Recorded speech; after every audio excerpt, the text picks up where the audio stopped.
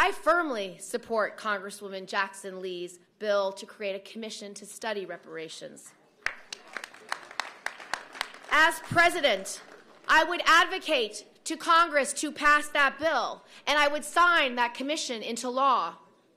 This is the first step of acknowledging, as a country, that hundreds of years of slavery and institutional racism have caused mass inequity and harm to Black people and has held Black communities back for generations from achieving their full potential.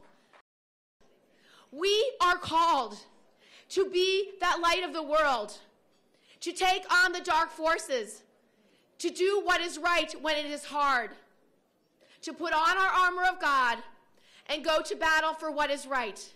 This is what we are called to do in this moment. And we will all look back on this day, and we will be asked, what did you do when you were asked? You will personally be asked, what did you do when hate reigned?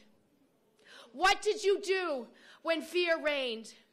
What battle did you take on, and who were you willing to stand up to?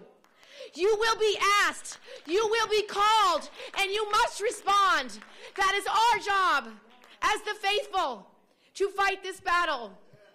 As a candidate for President of the United States, I will not back down. I will not give in. When hope rises, fear loses, and brave wins.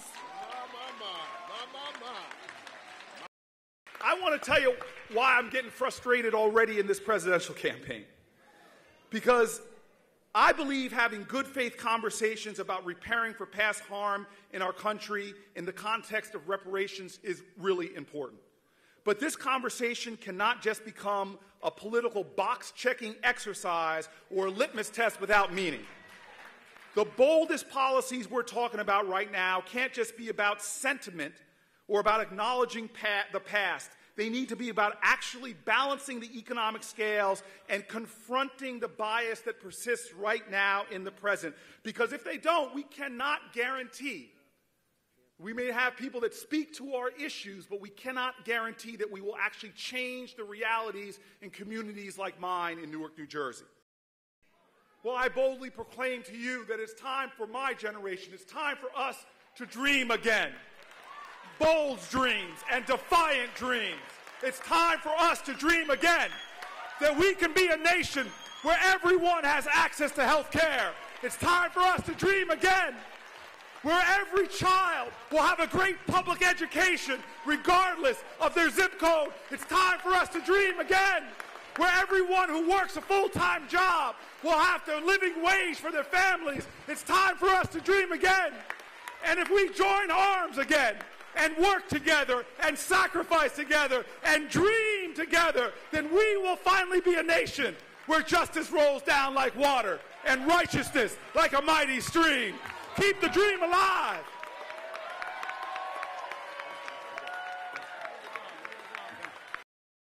I will be offering in the next coming weeks an urban Marshall Plan in which we rehabilitate and reinvest into the urban cores in the United States of America. We clean up our towns. We get rid of blight. We get rid of lead paint in the homes that affects our kids' ability to learn. We make sure that there's not lead in the pipes. We make sure that teachers who teach our kids in the inner city get a pay raise. We have so many communities around here where there hasn't been a pay raise for a teacher in 9 or 10 years. We have a lot of work to do.